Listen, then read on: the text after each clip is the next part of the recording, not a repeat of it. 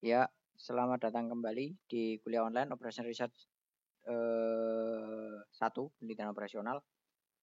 Di minggu kedua ini kita akan belajar mengenai programa linear bagian 1. Jadi programa linear ini kita bagi menjadi 3 minggu kalau nggak salah di kontrak kuliah. Silahkan dibuka.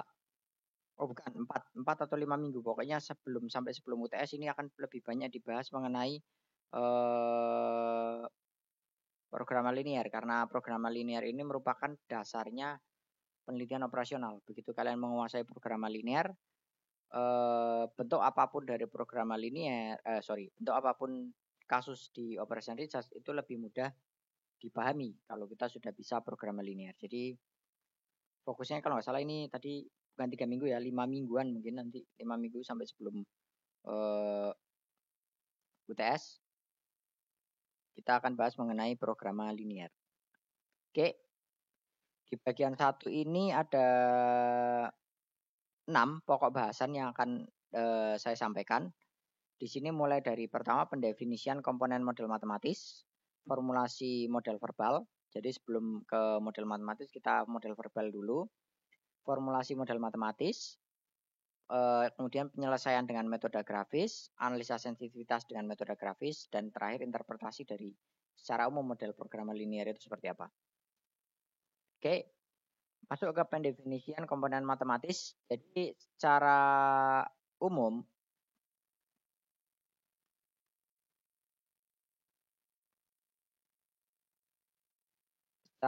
pada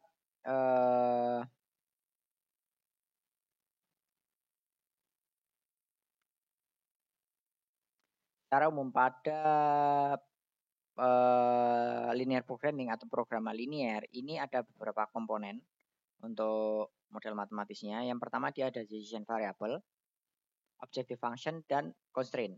Secara umum ada 3 ini. Jadi decision variable itu apa? Decision variable itu bahasa Indonesia variabel keputusan biasanya. Itu merupakan solusi akhir atau solusi dari model matematis yang kita buat. Jadi sebagai contoh, misalkan kalau kalian belajar di matrik vektor itu ada X1, X2. X1, X2-nya itu adalah decision variable. Jadi solusinya itu nanti seperti apa? Objective function ini target, tujuan yang ingin dicapai. Misalkan tujuan yang ingin dicapai adalah meminimalkan biaya atau memaksimalkan profit dengan cara menggunakan komposisinya X1 dan X2 yang kita temukan. Yang ketiga ada constraint. Constraint ini adalah batasan. Jadi dalam model matematis yang kita buat itu akan selalu ada batasannya. Contohnya batasan ini adalah kapasitas mesin, jumlah jam maksimum jam kerja, jumlah personil, dan lain sebagainya. Jadi kalau kemarin kalian sudah mengerjakan yang tugas pemodelan sistem, paling tidak saya melihat tadi sudah saya sempat buka-buka itu beberapa dari kalian sudah mulai menangkap, istilahnya sudah tugasnya itu sudah mulai mencangkup tentang linear programming-nya.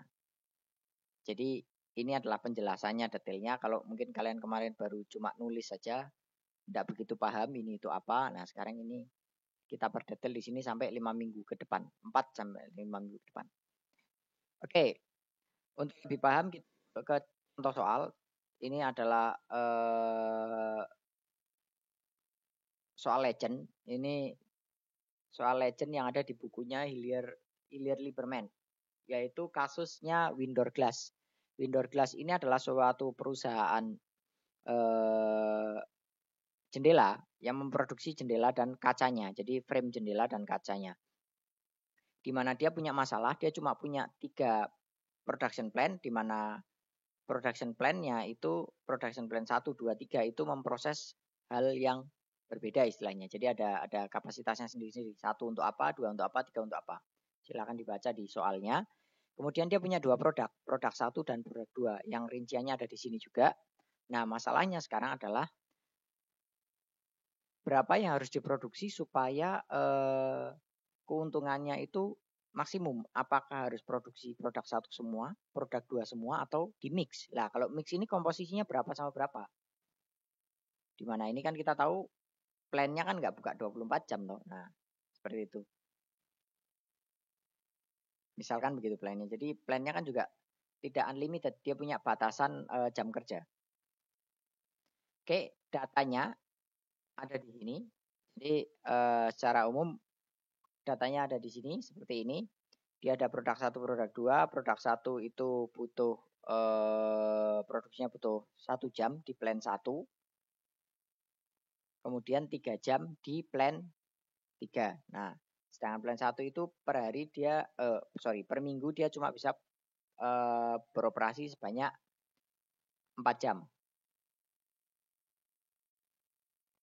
Jangan ditanya kenapa kok cuma 4 jam. Nah, itu kasusnya seperti ini. Kalau di realnya ya mungkin bisa kita sampaikan misalkan karena memang jumlah orangnya terbatas atau memang apalah gitu misalkan ya. Jadi ada kalau ditelusuri ya. Cuma karena ini contoh kasus ya kita terima apa adanya aja.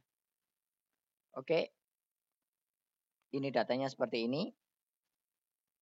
Nah, sekarang kita masuk ke formulasi model verbal. Sebelum masuk ke formulasi model matematis, yang paling penting ini adalah kemampuan kita menerjemahkan kasusnya ke dalam model verbal. Di model verbal tadi yang kita butuhkan adalah decision variable, objective function, sama constraint. Nah, ini saya tambahkan dengan satu lagi indeks.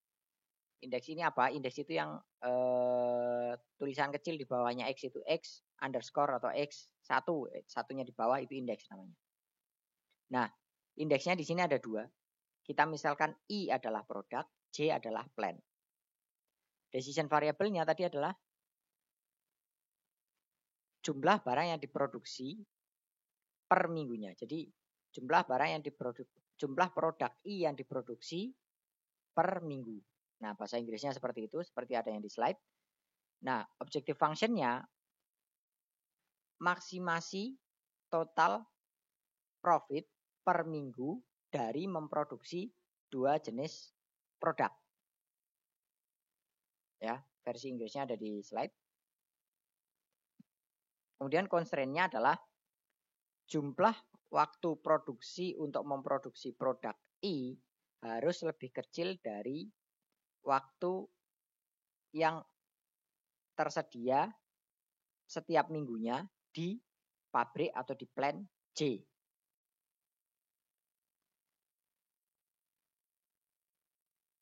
Ya, kalau kurang jelas silakan videonya di back, diulang lagi. Jadi kemampuan ini kalian harus bisa, harus dapat, karena ini adalah kemampuan utamanya ketika kita ingin mengubah ke formulasi matematis. Kalau definisi model verbalnya saja salah, biasanya formulasi matematisnya salah. Kenapa? Karena tidak bisa menangkap apa yang kita cari, decision variable-nya, keputusannya nanti seperti apa, objektifnya seperti apa, dan juga constraint-nya itu apa saja. Nah, kita buat ke dalam model verbal terlebih dahulu. Oke, begitu model verbal sudah terbentuk, kita masuk ke formulasi model matematis.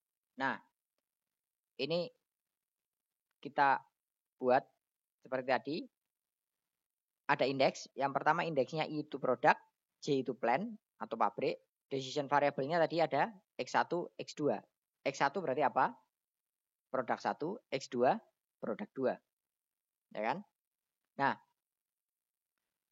objective function-nya itu adalah maksimasi. Berarti kita tulis maximize. Kalau minimasi ditulis minimize. Max atau min, itu aja singkatannya namanya. Nah, objective function itu biasa ditulis dengan Z di depan. Jadi kita punya nilai Z itu sama dengan, nah 3 dan 5 ini diperoleh dari mana? Diperoleh dari data tabel yang ada tadi, tabel 31. Silakan dibuka kembali tabelnya. Di situ ada bahwa produk 1 itu harganya 3.000, produk 2 harganya 5.000. Ada yang masih ingat tentang matriks dan vektor? Kalau satu baris itu bisa kita sederhanakan. Jadi 3 di sini mewakili 3.000, 5-nya mewakili 5.000. Jadi supaya lebih memperingkas persamaan matematisnya aja. Tapi kita tahu bahwa 3 itu 3.000, 5-nya adalah 5.000 di sini. Kemudian constraint-nya, constraint pertama adalah waktu produksinya produk 1 dan 2 di plan 1 itu harus kurang dari yang memungkinkan bagi dia di plan 1. Plan 1 waktu produksinya yang ada maksimum adalah 4. Nah, di situ kalau dari data yang tabel yang sebelumnya, tabel 31 tadi ya, 31 atau berapa itu silakan dibuka lagi datanya Windows Glass. Di situ ada tulisannya bahwa di plan 1, produk 1 itu membutuhkan 1 jam, produk 2 membutuhkan 0 jam.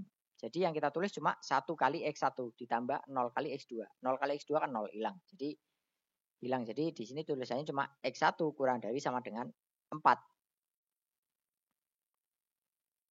Kemudian untuk di plan 2, kita lihat di tabel. Nah, itu seperti itu menghasilkan 2X2 kurang dari sama dengan 12. Di plan 3, gabungan keduanya, karena ada dua-duanya, digunakan untuk memproses keduanya, finishing di sini. Itu 3X1 tambah 2X2 kurang dari sama dengan 18. Oke, kalau sampai sini masih belum paham, silahkan di back lagi, diulangi, sampai kalian paham di bagian model verbal. Jadi kalau model verbal sudah paham, bisa langsung masuk ke model matematis. Nah, model matematis yang tadi saya tunjukkan itu adalah model yang tidak formal. Nah, bentuk formalnya di linear programming itu seperti yang ada di slide. Yang pertama kita tulis objective function-nya, maximize, Z sama dengan berapa persamaannya, berapa tambah berapa, gitu. Di bawahnya constraint-nya ditulis dengan subject to. Baru ditulis constraint pertama, constraint kedua, constraint ketiga. Nah, dua constraint terakhir ini adalah constraint yang disebut sebagai non-negativity constraint. Ini wajib ditulis, tapi kalaupun tidak ketulis itu sebenarnya tidak 100% salah, tapi saya bisa bilang nilainya ya kayak 90. Tapi kalau bagi saya itu wajib ditulis. Kenapa? Karena tidak mungkin kita memproduksi barang 1 dan 2 itu kurang dari 0. Paling kecil adalah 0. Nggak mungkin kita memproduksi barang dengan nilai minus 1. Barang dengan nilai minus 1 itu seperti apa bentuknya? Saya punya apel sejumlah minus 1. Nah, itu kan nggak ada. Ya, bentuk formalnya adalah seperti ini.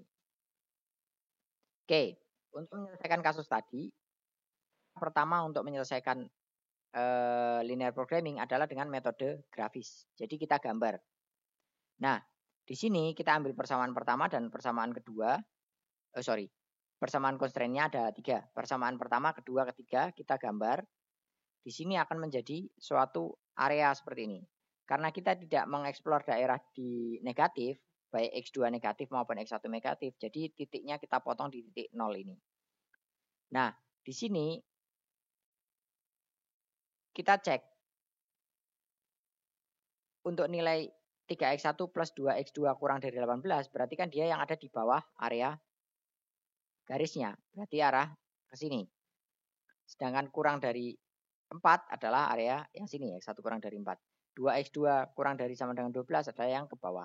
Nah, perpotongan garis 3 arsiran ini kita sebut sebagai visible region. Visible region adalah daerah di mana solusi yang mungkin dan memenuhi. Jadi solusi yang mungkin itu adalah solusi yang memenuhi ketiga persamaan linear yang kita ajukan tadi.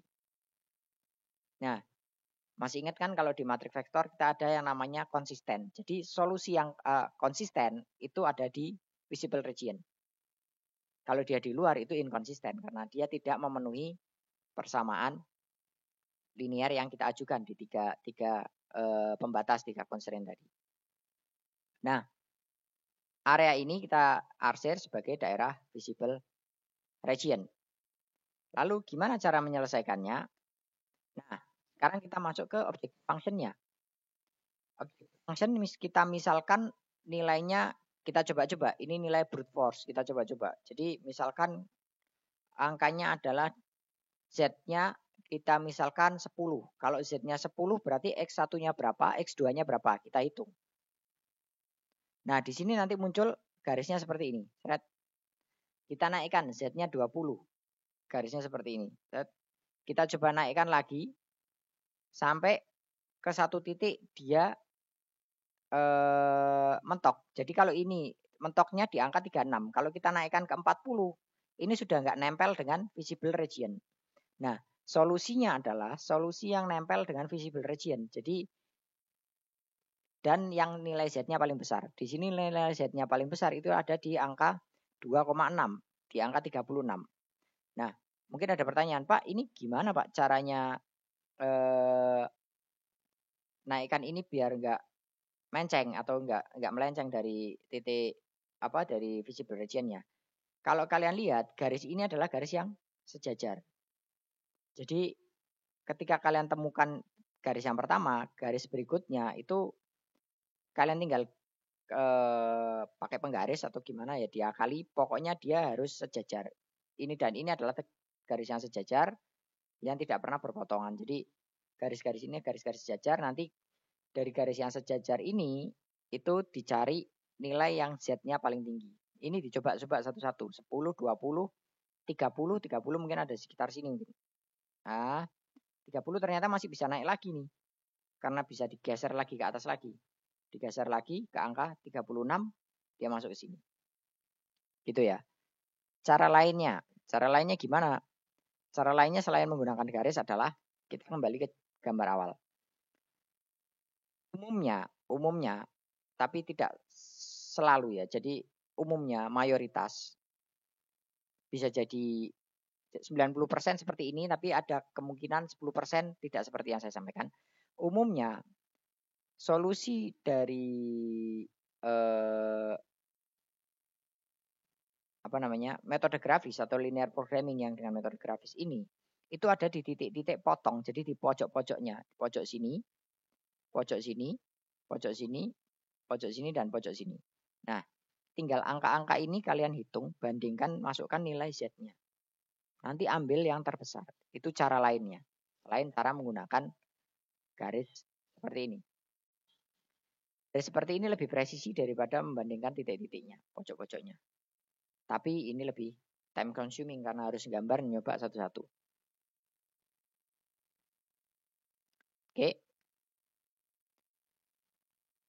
Lanjut dengan analisa sensitivitas dengan metode grafis. Nah, ini kok nggak ada gambarnya. Nah, ini gambarnya untuk kalian coba sendiri. Untuk belajar mandiri silakan dicoba sendiri.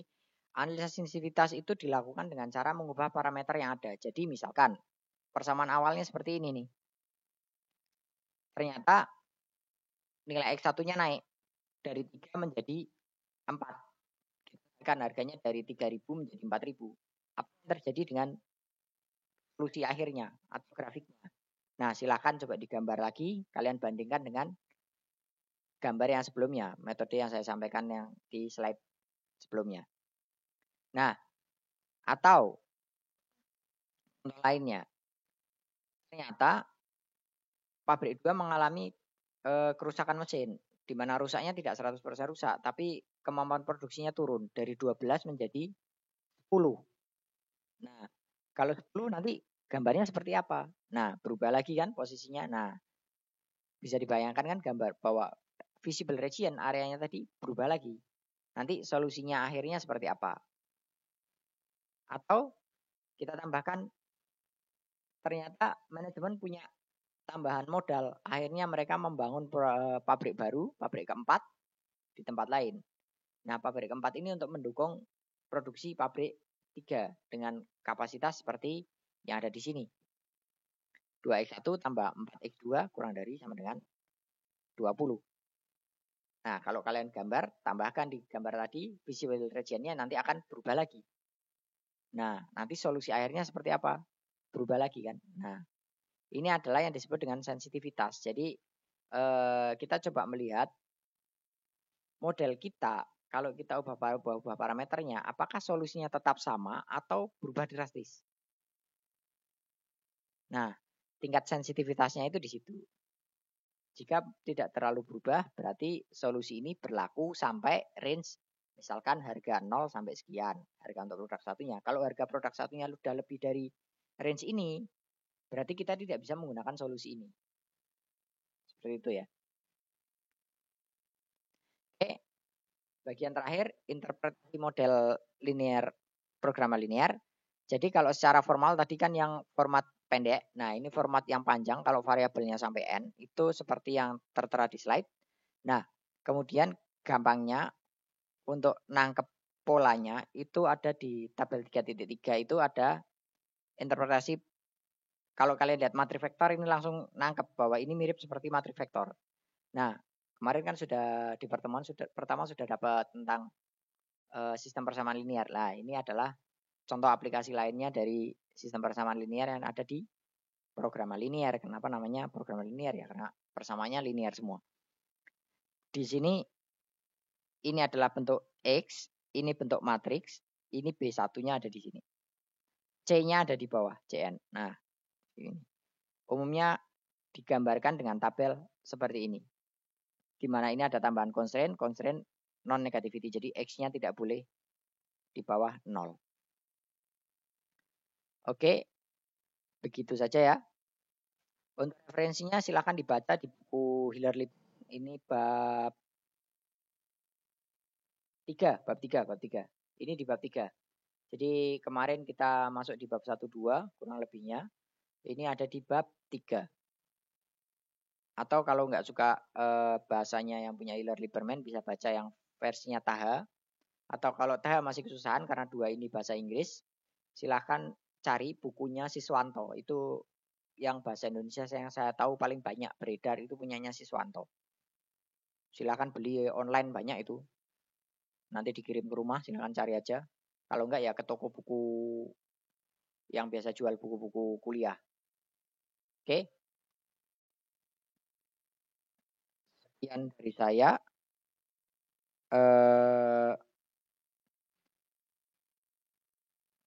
Silakan nanti